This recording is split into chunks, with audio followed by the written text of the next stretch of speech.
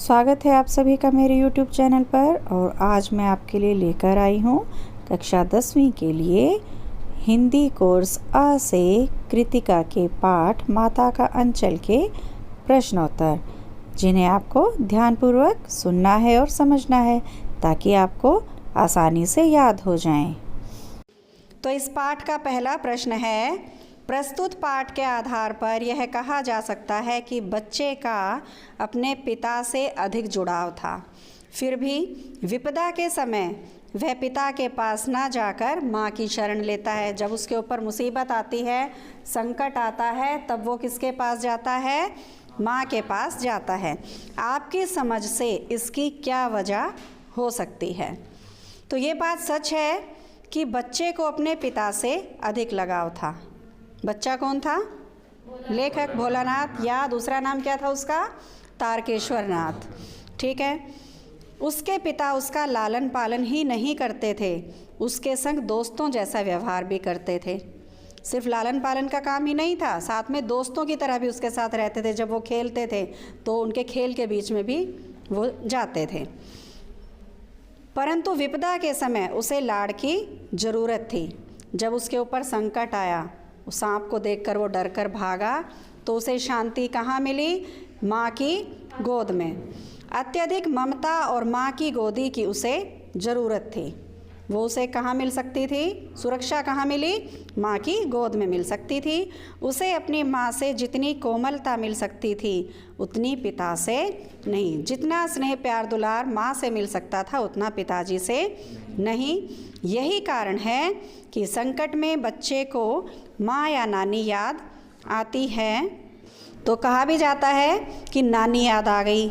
ठीक है। तो जब संकट होता है तो हमको किसकी याद आती है? माँ की याद आती है या नानी की याद आती है? कोई भी पापा या नाना को याद नहीं करता। जब कहीं दर्द होता है, हाय मम्मी ऐसे याद करते हो ना, तो मम्मी को याद करते हैं, नानी को याद करते हैं।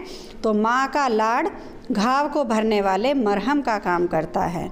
ठीक है। कोई भी जैसे घाव है, कोई दुख दर्द है, तो उसे भरने का, उसको ख़त्म करने का काम माँ का लाड़ प्यार करता है।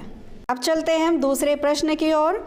आपके विचार से भोलानाथ अपने साथियों को देखकर सिसकना क्यों भूल जाता है? जब वो रोता रहता था, उसकी माँ तेल लगाती थी, सिर में चोटी बना देती थी, तो वो बड़े चिड़चिड़ा होकर करवाता था ये सारे काम। लेकिन जब उसके दोस्त आ जाते थे तो वो रोना धोना भूल जाता था। तो शिशु बालक अपनी स्वाभाविक आदत के अनुसार अपनी उम्र के बच्चों के साथ खेलने में रुचि लेता है। सब क्या करते हैं? अपने हम उम्र के साथ ही रहना पसंद करते हैं। तो बच्चे भी अपने बराबर वाले बच्चों के साथ ही खेलने में रुचि लेते हैं। उनके साथ खेलना उन्हें अच्छा लगता है। अपनी उम्र के साथ जिस रुचि से खेलता है वह रुचि बड़ों के साथ नहीं होती है। मतलब जो मन उनका अपने बराबर वालों के साथ खेलने में लगता है, बड़ों के साथ नहीं। दूसरा कारण मनोवैज्ञानिक भी है। ठीक है। बच्चे को अपने साथियों के बीच सिसकने या रोने में हीनता का अनुभव होता है। अपने बराबर वालों में बच्चे जल्दी से रोकर नहीं दिखाएंगे। क्यों? वो चिढ़ाने भी लग जाते हैं, है ना, ये तो रोंदू है। ठीक है। छोटी छोटी बात पे रोने लग जाता है। तो इस वजह से भी वो उनके सामने नहीं रोता। यही कारण है कि भोलानाथ अपने साथियों को देखकर सिसकना या रोना धोना भूल जाता है और उनके साथ खेलने लग जाता है। तो चौथा प्रश्न है, भोलानाथ और उसके साथियों के खेल और खेलने की सामग्री आपके खेल और खेलने की सामग्री से किस प्रकार भिन्न है? आपके खेल और भोलानाथ के खेल कैसे हैं? बहुत अलग हैं। ठीक है। तो भोलानाथ और उसके साथियों के खेल और खेलने की सामग्री से हमारे खेल और खेल सामग्रियों में कल्पना से अधिक अंतर आ गया है। मतलब बहुत ज़्यादा। तुम्हारे तो खेल कैसे हो गए हैं? डिजिटल हो गए हैं, है ना। मोबाइल हाथ में ले लिया, बस छुट्टी हो गया खेल का काम। भोलानाथ के समय में परिवार से लेकर दूर पड़ोस तक आत्मीय संबंध होते थे। हम पड़ोसियों के घर तक भी चले जाते थे, उनके बच्चों के साथ खेलते, उनके आंगन में खेलते रहते थे, लेकिन किसी प्रकार का कोई डर या भय भी नहीं होता था। ये भी डर नहीं लगता था कि कोई पड़ोसी हमें डांट कर भगा ना दे, क्योंकि ऐसा होता ही नहीं था। सबके आपस में अच्छे संबंध होते थे, जिससे खेलने की स्वच्छंदता थी। आज़ादी के साथ खेल खेल सकते थे। बाहरी घटनाओं, अपहरण आदि का भय भी नहीं था। आजकल डर लगता है बच्चों को घर से बाहर भेजते हुए, क्योंकि कैसी घटनाएं हो जाती हैं। अपहरण, कोई किडनैप करके ले जाता है, मार भी देते हैं। आए दिन तरह तरह के हम समाचार पढ़ते हैं। खेल की सामग्रियां बच्चों द्वारा स्वयं निर्मित थी। जो खेल की सामग्री थी, उन बच्चों ने अपने आप सारी चीज़ें बना रखी थी।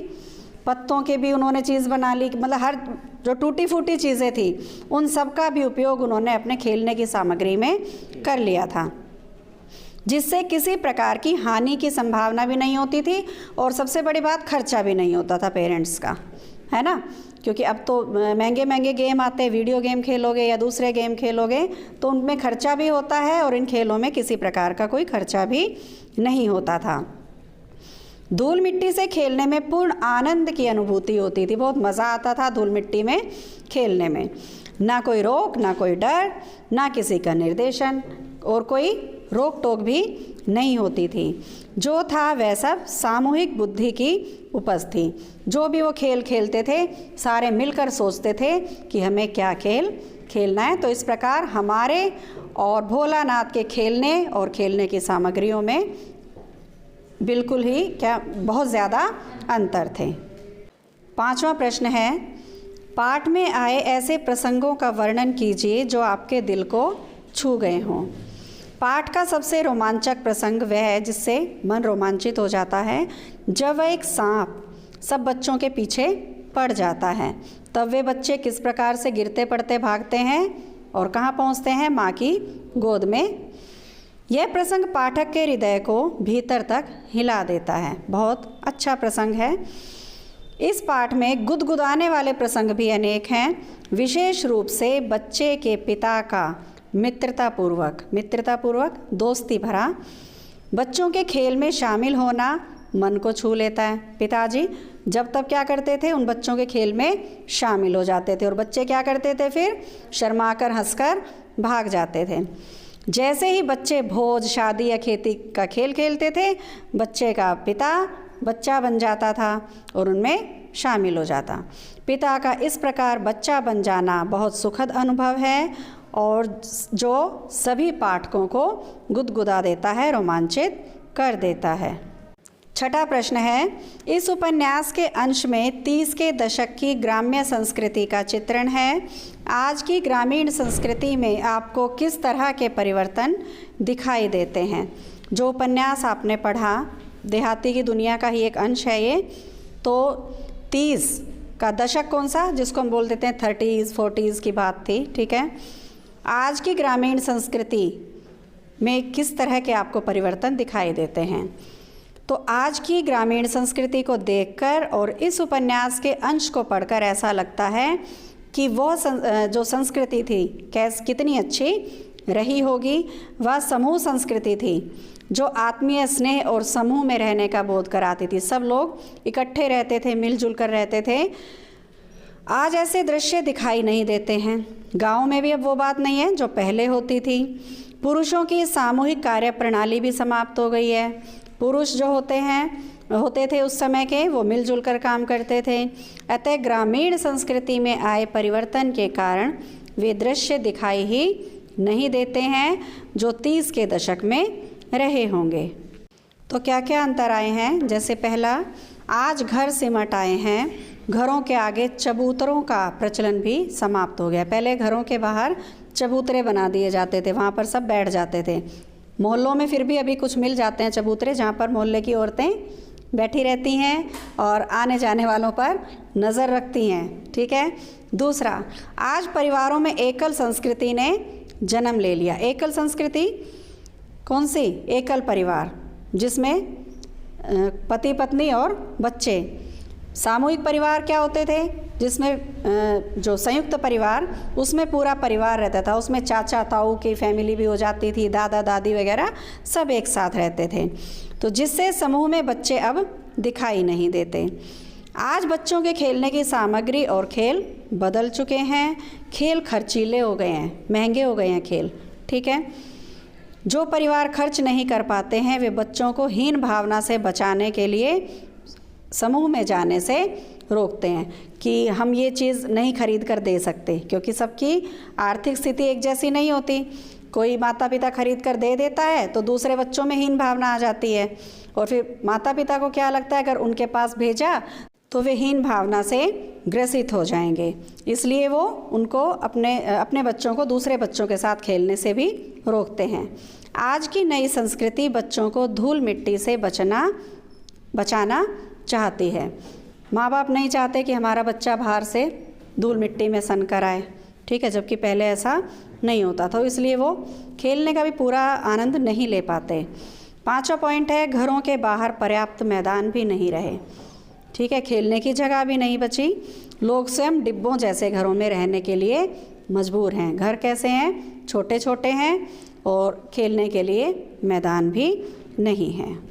8वां प्रश्न है, यहाँ माता पिता का बच्चे के प्रति जो वात्सल्य व्यक्त हुआ है उसे अपने शब्दों में लिखिए। वात्सल्य माता पिता का संतान के प्रति जो प्यार होता है। पिता का अपने साथ शिशु को नहला धुलाकर पूजा में बैठा लेना। सुबह सवेरे ही क्या करते थे, वो नहला धुलाकर भोलानाथ को तैयार कर लेते थे और अपने साथ पूजा में बिठाते थे। माथे पर तिलक लगाना, फिर कंधे पर बैठाकर गंगा तक ले जाना और लौटते समय पेड़ पर बैठाकर झूला झुलाना। कितना मनोहारी दृश्य उत्पन्न करता है। बड़े ही सुंदर दृश्य हैं ये। फिर है पिता के साथ कुश्ती लड़ना। कुश्ती लड़के पिता क्या करते थे, बच्चे से हार जाते थे। बच्चे के गालों का चुम्मा लेना, उसके गाल पर प्यार करते थे। बच्चे के द्वारा मूछे पकड़ने पर बनावटी रोने धोने का नाटक भी करते थे। शिशु का हंस पड़ना अत्यंत जीवंत लगता है। तो ये सब कैसे दृश्य हैं, बड़े ही स्नेह और प्यार दुलार के दृश्य हैं। माँ के द्वारा गोरस भात, तोता मैना आदि के नाम पर खाना खिलाना और तेल उबटना, उसके बालों में तेल लगा देना। शिशु का श्रृंगार करना, उसको सजा देती थी चोटी बना के, ठीक है। बच्चों की टोली को देख सिसकना बंद कर देना, विविध प्रकार के खेल खेलना और मूसन तिवारी को चिढ़ाना आदि अद्भुत दृश्य इस पाठ में उकेरे गए हैं, चित्रित किए गए हैं। और ये सभी दृश्य अपने शैशव की याद दिलाते हैं, अपने बचपन की याद दिलाते हैं। 9वां प्रश्न है, माता का अंचल शीर्षक की उपयुक्तता बताते हुए कोई अन्य शीर्षक सुझाइए। किसी भी उपन्यास या कहानी का शीर्षक किसी घटना, पात्र, देश, काल या वातावरण पर आधारित होता है। माता का अंचल शीर्षक भी उपन्यास की घटना पर ही आधारित है। इस कहानी में माँ के आंचल की सार्थकता को समझाने का प्रयास किया गया है। बालक भोलानाथ का अधिक जुड़ाव पिता के साथ दर्शाया गया है, परंतु जब वो सांप को देखकर डर जाता है तब वह पिता की अपेक्षा माता की गोद में छिपकर शांति व सुरक्षा का अनुभव करता है। माता से बच्चे का ममता का रिश्ता होता है। भोलानाथ का अपने पिता से अपार स्नेह था, बहुत प्यार था पिता के साथ, परंतु विपत्ति के समय जब उस पर संकट आता है, उस समय जो शांति और प्रेम की छाया उसे अपनी माँ की गोद में जाकर मिली, वह शायद उसे पिता से प्राप्त नहीं हो पाती। लेखक ने इसीलिए पिता पुत्र के प्रेम को दर्शाते हुए भी इस कहानी का शीर्षक माता का अंचल रखा है, जो कि पूर्णता पूरी तरह से उपयुक्त है। वैसे इस कहानी के अन्य शीर्षक भी हो सकते हैं, जैसे माँ की ममता या वात्सल्य। वात्सल्य क्या होता है? माता पिता का अपनी संतान के प्रति प्रेम। तो इस प्रकार यह शीर्षक उपयुक्त है। 10वां प्रश्न, बच्चे माता पिता के प्रति अपने प्रेम को कैसे अभिव्यक्त करते हैं। तो पहला पॉइंट है, शिशु की जिद में भी प्रेम का प्रकटीकरण है। जब वो जिद करता है किसी बात के लिए तो उसमें भी उसका प्रेम झलकता है। शिशु और माता पिता के सानिध्य में जब वो निकट होते हैं, साथ होते हैं, में ये स्पष्ट करना कठिन हो जाता है कि माता पिता का स्नेह शिशु के प्रति है या शिशु का माता पिता के प्रति। ये पता ही नहीं चलता कौन किससे ज़्यादा प्यार करता है। तीसरा पॉइंट है, शिशु की मुस्कुराहट, शिशु को उनके गोद में जाने की ललक, उनके साथ विभिन्न प्रकार की क्रीड़ाएं करके अपने प्रेम के प्रकटीकरण करते हैं। अनेक तरह की जो उनकी बाल लीलाएं होती हैं वो।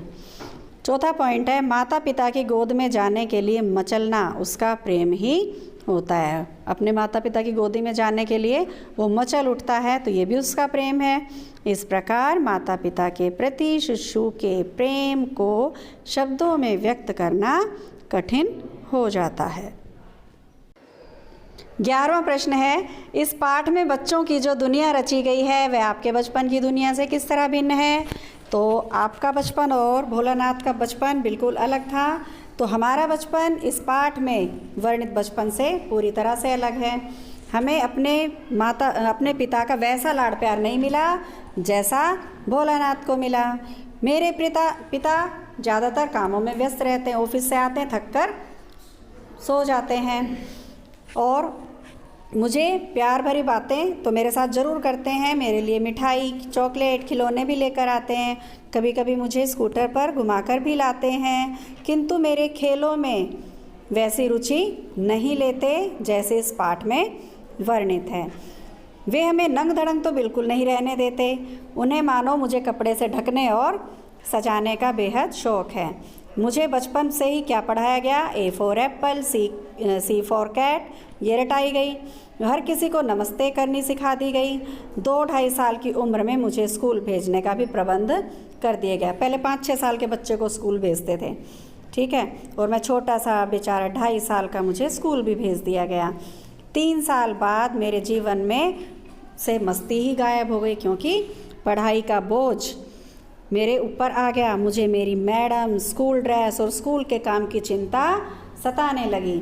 तब से लेकर आज तक मैं बस मार्क्स लेने के लिए 90% से ऊपर अंक लेने के चक्कर में अपनी मस्ती को अपने पाँवों के नीचे रौंदता चला आ रहा हूँ। सारी मस्ती ख़त्म हो गई मेरी। मैं भोलानाथ जैसे खेल नहीं खेल पाया। मुझे हो हुल्लड़ करने का भी मौका नहीं मिला। हो हुल्लड़ करते हैं तो हर जगह से डांट मिलती है, घर पर भी और स्कूल में भी। शायद मेरा बचपन बुढ़ापे में आए, या शायद मैं अपने बच्चों या पोतों के साथ ऐसा बचपन गुजार सकूं। इस प्रकार आज हमने किए माता का अंचल पाठ के 1 से 11 प्रश्नों के उत्तर। और जो प्रश्न रह गए हैं, जो मैंने नहीं समझाए हैं, वो इसलिए क्योंकि वो रचनात्मक प्रश्न हैं। उनके उत्तर आपको स्वयं लिखने हैं अपनी क्रिएटिविटी से, अपनी कलात्मकता के द्वारा। तो ठीक है, मैं आशा करती हूँ कि आपको ये सारे प्रश्नों के उत्तर समझ में आ गए होंगे। तो वही बात, आप मेरे वीडियो को शुरू से आखिर तक पूरा ध्यानपूर्वक देखेंगे और समझेंगे, और साथ ही साथ मेरे चैनल को सब्सक्राइब भी करेंगे और दूसरों से भी करवाएंगे। थैंक यू बच्चों।